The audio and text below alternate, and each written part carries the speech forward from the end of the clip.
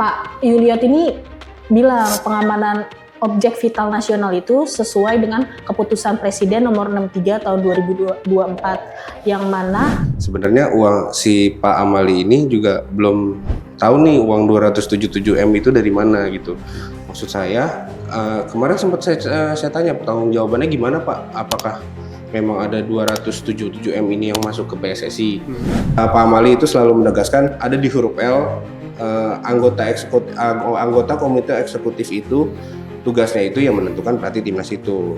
Berarti kemarin sempat gue tanyain, oh berarti kemarin Patrick Kluivert nggak pakai rapat esko dong.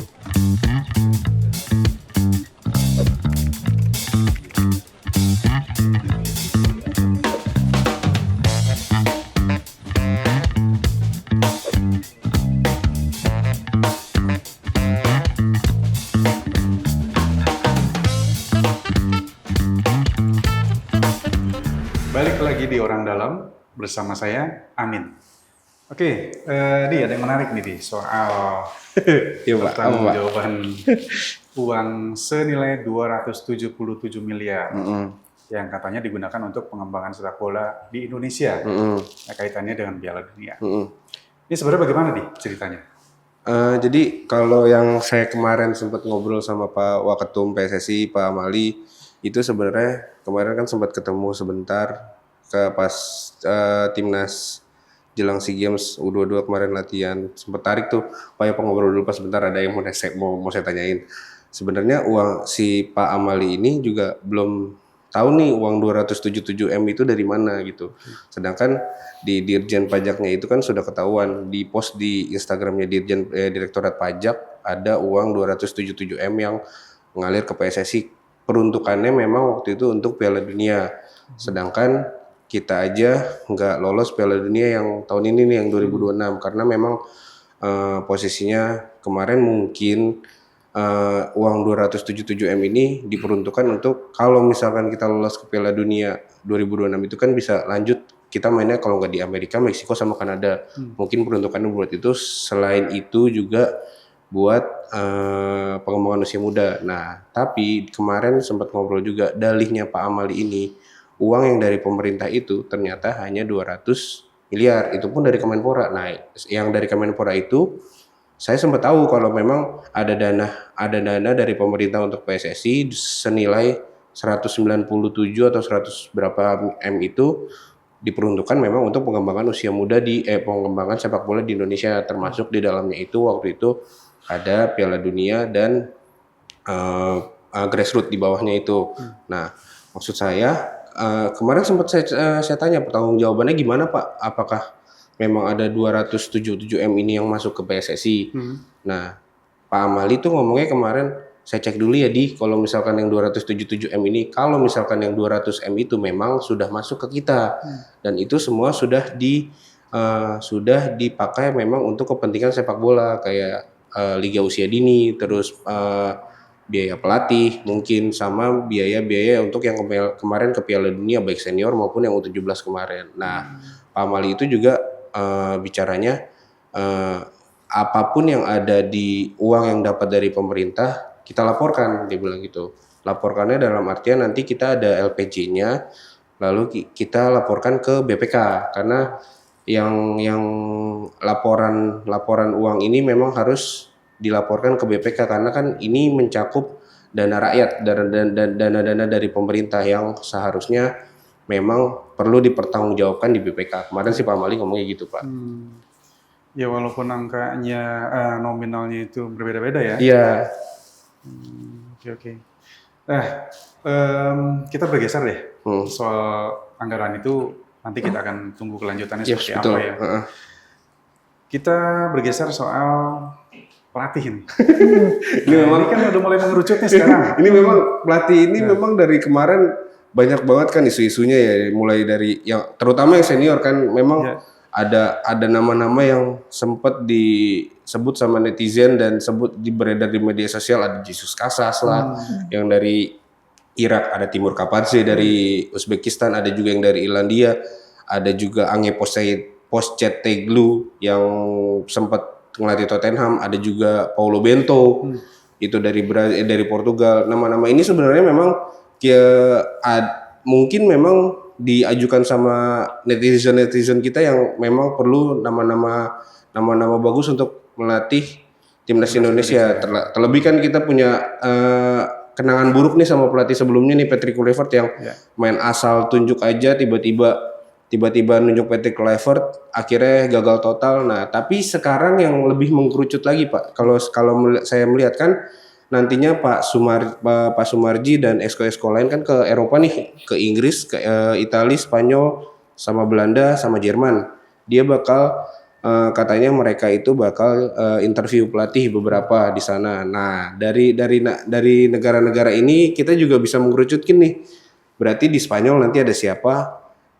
Di Spanyol kemungkinan ada Rui Faria. Rui Faria itu kan mantan asisten pelatihnya MU. Ini juga bisa jadi salah satu nama yang perlu diperhitungkan. Ada juga si Ange pelatih ex Tottenham itu juga kan walaupun ke warga negara Australia tapi kan dia lebih banyak di Eropa. Nah, nama yang paling seksi sekarang menurut saya untuk dibahas sih sebenarnya Giovanni Van Bronckhorst itu. Karena memang media Liverpool sendiri sudah mengatakan kalau Giovanni Van Bronckhorst ini sudah didekati sama PSSI. Sudah ada mungkin kemungkinan besar ada pembicaraan gentleman agreement gitu mungkin ketika mereka sudah menghubungi Giovanni Van Bronckhorst. Terus kan Alexander Zuirs juga kan salah satu direktur teknik kita kan juga kemungkinan besar dekat dengan aroma Belanda. Jadi ada nama Giovanni Van Bronckhorst ini kemungkinan besar salah satu kandidat terkuat untuk jadi pelatih timnas Indonesia. Belanda lagi ya? Belanda lagi. Kalau Belanda ini kemungkinan besar saya kayaknya lebih percaya Pak dibanding Belanda yang kemarin ya Pak ya. Maksudnya Giovanni Van Bronckhorst ini track recordnya sebagai pemain bagus. Dia pernah main di Arsenal, dia pernah main di Barcelona, dia pernah main juga di timnas Belanda.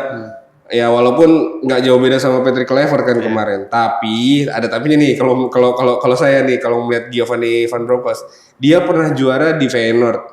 Dia pernah juara di Glasgow Rangers, dia pernah juara di Besiktas. Sedangkan kalau misalkan si Patrick Kluivert kemarin itu kan melatihnya itu hanya sekedar asisten pelatih kepala pun dia cuma di timnas Kurakau yang sekarang masuk Piala Dunia. Bete gak kita waktu FIFA Match dia ngalahin dia tapi dia masuk Piala Dunia kitanya enggak ya walaupun sebelumnya ya menjanjikan. Iya Bang, tapi Sintayong ada isu-isu bakal masuk calon kandidat enggak? Kalau misalkan yang kabar dari sekarang ya memang kalau misalkan dari omongannya Pak Ketum, dari omongannya Pak Sumarji, dari omongannya Esko yang lain, ada beberapa Esko yang memang menginginkan Sintayong untuk kembali melatih timnas Indonesia. Tapi karena memang Pak Ketumnya harus move on dan bilangnya harus move on, tapi melihat sebenarnya beberapa Esko dari total ada 15 Esko. Mungkin setengahnya masih pengen Sintayong, tapi harus move on. Jadi kemungkinan besar dari nama-nama yang beredar sekarang Sintayong nggak masuk sama sekali. Ya memang cukup disayangkan, walaupun kita tahu Sintayong itu kan punya legacy yang bagus di timnas Indonesia nih dibanding sebelumnya. Jadi memang banyak yang menginginkan Sintayong untuk balik lagi ke timnas. Tapi ya dari nama-nama yang sekarang yang gue dapet, ya Sintayong udah nggak masuk dalam itu. Yang lucu sebenarnya Timur Kapadze. Timur Kapadze kan ya kemarin kan datang ke sini. Terus si Timur itu kan kemarin sempat ngobrol juga, dia ngeklaim kalau dia memang dihubungi sama PSSI. Nah kemarin gue tanya dong ke Pak Marji, Pak sebenarnya benar nggak sih ada komunikasi dengan Timur? Pak Marji tidak mengenggakkan, dia bilang iya saya ada komunikasi dengan Timur, tapi hanya sekedar menanyakan gimana sih si Uzbek bisa bagus timnya ketika ditangani sama elo, ketika tiba-tiba bisa masuk Piala Dunia sama elo, ketika juara Piala Asia sama elo gitu. Kan yang Timur mengundurkan diri sama Uzbek kan dia itu jabatannya diturunin jadi dari pelatih kepala digeser ke asistennya Fabio Cannavaro. Dia kecewa terus kemudian dimundur ya. Iya. Apa pengumuman pelatihnya nanti pasti malam Natal gitu? Jangan. Itu hanya orang bodoh sebenarnya. Itu sebenarnya bercandaan kita anak-anak di lapangan tuh sebenarnya apa kan sempat tanya juga Pak, apa bentar diumumin pas latih Natal lah, apa hari Natal lagi, itu siapa sih sebenarnya yang ngomong? Kan ketum Bapak sendiri yang ngomong, ketum yang ngomong gitu. Maksudnya sebenarnya kalau kita masuk logika ya, hari Natal kan harusnya sama keluarga, bener dong? Iya kan gitu, harusnya. Kenapa tiba-tiba lu malam ngambil kerjaan? Berarti emang benar-benar butuh kerjaan kan waktu itu gitu. Sedangkan sekarang Pak Amali sama Pak Sumarji dan esko-esko lain ingin menunjuk pelatih kepala timnas ini berdasarkan benar-benar statuta FIFA yang ada di PSSI, karena Pak Amali itu selalu menegaskan ada di huruf L, anggota komite eksekutif itu tugasnya itu yang menentukan pelatih timnas itu. Berarti kemarin sempat gue tanyain, berarti kemarin Patrick Kluivert nggak pakai rapat esko dong gitu ya? Terus gimana? Apa reaksinya? Ya kamu tanya, kamu bisa lihat aja sendiri dia bilang. Oh berarti bener, berarti anak-anak ngomong, oh gitu, ya memang maksudnya kalau misalkan secara penunjukan kan kemarin kan penunjukan Patrick Kluivert kan sebenarnya kita juga kaget sebenarnya, tiba-tiba Sintayong lagi dalam track record yang bagus tiba-tiba dipecat dan diganti sama Patrick Kluivert, digantinya pas hari Natal pula, dan ternyata Esko juga nggak ada yang tahu Pak.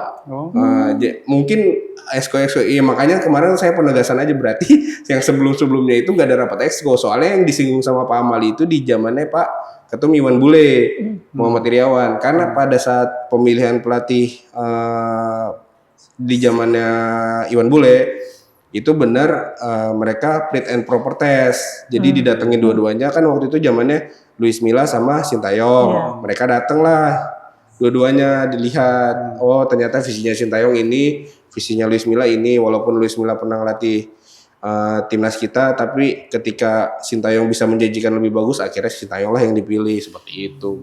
Itulah yang dipengenin Pak Amali dan Pak Marji, itu mengembalikan marwah untuk pemilihan pelatih timnas itu lewat rapat esko lagi. Iya, berarti waktu si Patrick Kluivert itu bisa dibilang penunjukan langsung.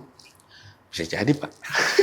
Jadi yang apa yang sekarang dilihat, yang sekarang juga beredar yang tentang One Man Show itu, kemungkinan besar ya ada benernya juga gitu kan. Apa-apa waktu itu kan dikit-dikit Pak Erik, dikit-dikit Pak Erik, ya mau sekarang bisa dilihat aja gitu. Tapi kalau berdasarkan informasi yang beredar di lapangan ya, untuk pelatih timnas Indonesia senior ini lebih condongnya ke siapa? Beratnya kemana? Ke Eropa lagi. Belanda lagi? Kayaknya. Ada 2. Siapa Bang? Yang nama yang sekarang beredar, satu lagi yang tadi gue bilang, yang mantan pelatih Tottenham, si Ange Pochettino itu. Itu sih yang namanya lagi santer, tapi nggak menutup kemungkinan Paulo Bento juga bisa masuk gitu. Karena Portugal mirip-mirip sama Brazil juga mainnya gaya mainnya sama kayak kita. Kalau yang si Van Bronckhorst ini kedekatan sama pemain-pemain diaspora kita kan rata-rata dari Belanda semua. Tapi kalau Ange ya kita bisa lihat aja nanti. Pengumumannya kapan tuh Bang? Kan udah mau tahun baru nih. Minggu-minggu ini harusnya sekarang semua 5 esko berangkat ke Eropa sama direktur teknik sama Pak Marji sebelum mereka kalau Pak Marji itu sebelum main di SEA Games. Nah kemungkinan 7 orang ini akan ada update-nya minggu-minggu ini, tapi nanti dikerucutin lagi nih dari, kan sekarang namanya banyak nih yang beredar. Nah dikerucutin lagi ke minggu-minggu ini, dan mungkin akhir tahun atau awal tahun kita udah punya bisa mengumumkan pelatih. Tapi yang saya bingungin ini, kenapa Pak Ketum sama deretan-deretan bawahnya ini kayak ada gap gitu. Betul. Karena Pak Ketumnya mintanya jangan terburu-buru, tapi sekarang esko-esko yang lain sedang bergerilya untuk nyari pelatih gitu. Yang dipertanyakan sama kami sebenarnya itu, apa benar memang ada gap sekarang antara Ketum dengan yang EXO-EXO yang lain, atau memang Ketum hanya sekarang ya benar karena sempat One Man Show kemarin itu, apakah ditinggal kita juga nggak tahu. Tapi kemarin Pak Amali menegaskan Erick Thohir itu adalah ketua umum PSSI sampai 2027 versi saya gitu. Dia ngomong gitu. Nah, ini menarik nih sebenarnya. Jadi Yang tadi tuh ada gap dan segala macam lah ya informasinya. Ini juga kaitannya dengan penunjukan Nova Arianto, ya. pelatih U20. Nah, gitu Pak. Jadi gimana nih ceritanya kok bisa sampai heboh juga tuh? itu juga sebenarnya lucu kemarin karena Pak Amali ternyata penunjukan Nova itu nggak berdasarkan rapat esko lagi. Yang disinggung sama Pak Amali itu sebenarnya tata cara untuk menentukan pelatih karena di situ sudah di statuta PSSI itu harus ada aturan yang menetapkan penentuan pelatih timnas itu baik di kelompok umur atau senior itu lewat rapat exco. Nah, sedangkan yang dikomentarin sama Pak Amali kemarin itu Nova itu tidak ada rapat exco dalam penunjukan Nova sebagai pelatih timnas U20 gitu. Amali itu Pak Amali itu kemarin ngomong, saya tidak masalah kalau misalkan Nova jadi pelatih. Yang masalah ini tata caranya menunjukkan untuk menjadi pelatihnya itu. Gitu. Kalau misalkan memang Nova menjadi pelatih ya kita tahu track recordnya bagus kata dia gitu. Dia juga melatih timnas U17 terbilang sukses kemarin di Piala Dunia. Sejarah juga menang pertama di Piala Dunia. Sampai sekarang pun penunjukan Nova sebenarnya ya sah-sah aja, tapi yang disayangkan penunjukannya itu tidak sesuai dengan statuta FIFA itu, gitu. Nah, itulah yang sekarang jadi clash nih. Nah, sedangkan kemarin Pak Erick Thohir klaimnya itu tata cara baru dalam penunjukan pelatih. Itu yang sebenarnya jadi ribut, Pak. Sedang esko-esko yang lain tuh pengen ya lu kalau misalkan mau nunjuk pelatih ya lu harus berdasarkan statuta yang udah kita adain gitu loh. Percuma dong ada peraturan tapi lu langgar gitu. Kalau misalkan penunjukannya lewat rapat esko ya udah lu harus lewat rapat esko. Nah, yang dijaga sama Pak Amali sama Pak Sumarji itu sebenarnya ini tata cara dalam pemilihan pelatih ini harus berdasarkan rapat esko. Makanya dalam beberapa wawancara dengan kami Pak Sumarji dan Pak Amali bilang, saya tidak menyalahkan Nova sebagai pelatih timnas U20. Yang kita sayangkan itu hanyalah tata cara penunjukan pelatih timnasnya itu tidak lewat esko gitu. Nah itu kan tadi sempat disebut tuh tata cara baru dalam pemilihan pelatih. Tata cara baru itu yang dimaksud kayak gimana sih? Nah jadi kalau yang kita baca dari omongannya Pak Erick kemarin, tidak perlu ada rapat esko dan dengan adanya prestasi yang bagus dia layak jadi pelatih timnas Indonesia. Yang kita baca dari omongan Pak Erick sebenarnya itu Pak. Sedangkan ya sebenarnya sah-sah aja penunjukan karena dia ketum kan. Tapi yang jadi permasalahannya itu yang tadi itu. Karena ya dari tahun ke tahun memang penunjukan pelatih itu berdasarkan dari rapat esko semua dari misalkan dari kemarin turnamen Piala Dunia U17 Nova ngasih evaluasi terus dibawa ke rapat esko mengevaluasi Nova kalau misalkan mereka layak ya berarti bisa lanjut dong. Dan sebenarnya yang lucunya lagi kalau saya lihat sama anak-anak di lapangan pemecatan Patrick Kluivert itu juga bukan berdasarkan rapat esko. Pak Erick lagi langsung di pemberhentian kontrak Patrick Kluivert itu kemungkinan besar hanya yang melakukannya itu Pak Erick karena Pak Sumarji ngomong gak ada rapat esko lain juga gak ada rapat esko, Pak Amali juga bilang gak ada rapat esko gitu. Padahal kan posisinya yang harus menentukan lanjut atau tidaknya ya kita pasti tahu jawabannya gak bakalan lanjut tuh pelatih ya karena memang melihat track record kemarin seperti apa, tapi harusnya tetap dijalani lewat rapat esko itu. Ya, ada prosedurnya ya. Prosedurnya kan harus jelas gitu. Makanya kemudian ada istilah one man show itu ya. Ya, dan one man show sekarang lagi dihajar-hajarin nih. Yang one man show-nya sekarang udah lagi sibuk sama kementeriannya. Ininya kayaknya PSSI-nya mau dilupain. Sekarang yang dikasih panggung untuk jalan ya Pak Amali sama Pak Sumarji. Kayaknya seperti itu. Yang saya lihat. Ya, mudah-mudahan aja sepak bola Indonesia bisa. Saya sih berharapnya ngelihat kalau misalkan untuk roadmap-nya ya di 2030 masuk Piala Dunia, jangan sampai salah langkah lagi dalam menentukan pelatih. Karena kita sudah kemarin hampir selangkah lagi masuk Piala Dunia tapi diganti pelatih, ya ekspektasi supporter kita kan udah tinggi. Banyak Jadi pecinta bola yang akhirnya kecewa. Ya. yang jadinya kecewa. Jadi harusnya PSSI tidak menurunkan standar untuk pelatih timnas itu, apalagi senior di bawah standarnya Sintayong. Sintayong sudah memberikan yang seperti itu, ya harus lebih dari Sintayong kalau mau gitu. Oke, untuk sepak bola kita cukupkan dulu. Kita bergeser nih pada isu yang lain. Ini kan sekarang lagi ramai juga nih soal Tanggul Pantai Mutiara. ya, Pantai Mutiara, atau di pesisir Jakarta Utara. Iya. Tepatnya. Itu kan lagi ramai-ramai tuh Mas. Nah kemarin itu kan sempet ngecek lokasi ya. Gambarannya seperti apa nih di sana? Kalau yang kemarin saya kemarin hari apa ya, Senin atau Selasa gitu, Selasa tanggal minggu ini saya yang ngecek langsung ke Tanggul Pantai Mutiara itu kemarin. Memang airnya itu sudah ya, kalau misalkan saya gambarin ya Bapak, paling cuma sekitar sejengkal atau 2 jengkal, itu sejengkal Dari Tanggul. dari Tanggul. Iya, Karena artinya udah lebih tinggi daripada daratan ya. iya, itu air laut itu udah, karena posisi tanggulnya itu kan di bawahnya jalan. Ya, sedangkan airnya itu sudah mendekati atas tanggul. Gitu. Itu yang menjadi ketakutan, apalagi sekarang kan banyak yang kemarin video viral yang di media sosial itu kan rembes. Rembesnya itu adanya yang di dalam komplek Pantai Mutiara, perumahan Pantai Mutiara itu.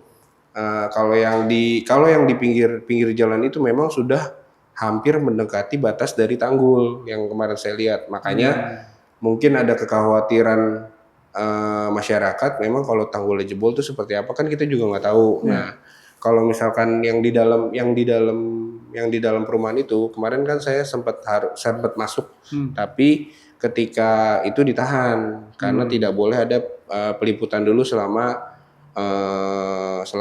dalam waktu seminggu atau sepekan atau 2 pekan ini, karena nanti katanya ada press conference dari pihak Pantai Mutiaranya sama Wali Kota Jakarta Utaranya untuk melihat kondisi dari tanggul yang rembes itu, karena posisi yang tanggul yang rembes itu ternyata ada di dalam perumahannya. Kalau yang di pinggir-pinggir jalan memang tanggulnya retak. Memang tanggulnya ada beberapa yang retak. Tapi airnya itu nggak keluar banyak seperti yang ada di dalam komplek itu katanya gitu. Kalau yang pinggir jalan itu lokasi tepatnya di mana? Pas benar-benar masuk Pak. Jadi masuk komplek Pantai Mutiara. Jadi ada gedung-gedung tinggi lah pokoknya, sebelahnya komplek. Nah, jadi ada 2 jalur gitu. Nah, sebelahnya udah laut kan. Nah, posisinya itu pas masuk itu sudah ada tanggulnya panjang sampai ujung gitu. Tapi nah yang tadi saya bilang, tanggulnya itu sekitaran airnya kapasitas airnya paling tinggal sejengkal lagi. Jadi pas saya kan posisinya dari jalan iseng dong mau ngelihat ini setinggi mana. Tanggulnya itu hampir setinggi saya, hampir 2 meteran, nggak nyampe 2 meter lah. Ya 170 cm atau 180 cm. Nah pas saya lihat naik ke atas, nah ternyata udah pas lihat lah udah air. Gimana tuh kalau misalkan air? Ya sekarang kan kondisi di Indonesia kan cuacanya kan berubah-ubah ya, nggak melulu panas. Lagi panas aja, lagi kemarau aja kondisi airnya segitu, gimana kalau lagi hujan? Berarti kan potensi banjir rob kan memang tinggi. Berarti warga di sekitar yang tinggal di Pantai Mutiara itu juga belum mau memberikan informasi lanjutan ya soal kondisi itu. Sampai kemarin saya ke sana sih masih belum mau memberikan informasi. Sampai satpamnya aja kemarin, Pak ngomong dikit Pak. Gitu. Mereka juga ya bukannya nggak mau ngomong, tapi memang sudah ada arahan dari pihak RW-nya. RW 16 Pantai Mutiara itu belum boleh memberikan keterangan terkait dengan tanggul yang jebol itu. Tapi kalau melihat kondisi tanggul itu, masih kuat gak sih kira-kira untuk menahan? Apa ada indikasi udah mau jebol gitu Bang, yang lu lihat gitu gimana? Takut jebol sih. Takut jebol. Rembesannya deras gak? Kalau yang di bawah itu banyak air yang udah ada di bawah, tergenang. Keluar gitu terus Bang? Keluar sih enggak, tapi udah ada air yang tergenang nih. Nah, takutnya kalau kemarin saya nanya ke pengamat tata kelola lingkungan Pak Trubus, itu potensi jebolnya itu sangat tinggi. Menurut pengamat ya? Iya, menurut pengamat. Karena ya tadi dibilang itu kalau misalkan jebol sedikit aja pasti banjirnya kemana-mana. Dia nyinggung waktu itu bendungan Situ Gintung. Oh iya. Nah, Situ Gintung itu kan gak ada yang tahu sebenarnya rembesnya seperti apa. Tapi walaupun rembes sedikit, ketika defisit airnya lebih banyak, jadi kan itu yang jebol kan itu yang ditakutin sebenarnya Pak. Kalau misalkan ada rembesan sedikit tapi nggak ditangani secara serius, takutnya seperti Situ Gintung yang selamat kan cuma pas orang lagi sholat subuh doang waktu itu. Sedangkan sisanya kan hampir terkena dampak dari jebolnya tanggul Situ Gintung itu. Iya. Nah, kemarin juga kan sempat baca-baca juga kan mantan gubernur DKI juga kan Pak Ahok juga sempat ngomong kalau misalkan tanggul Pantai Mutiara jebol itu Monas bisa sampai banjirnya bisa sampai Monas. Berarti kan memang ada tingkat ketakutan yang harus segera ditangani sama pihak Pemprov DKI ini gitu. Sejauh ini dari Pemda DKI sendiri upayanya apa? Kabarnya kemarin sedang dilakukan renovasi tanggul yang beberapa titik yang rembes.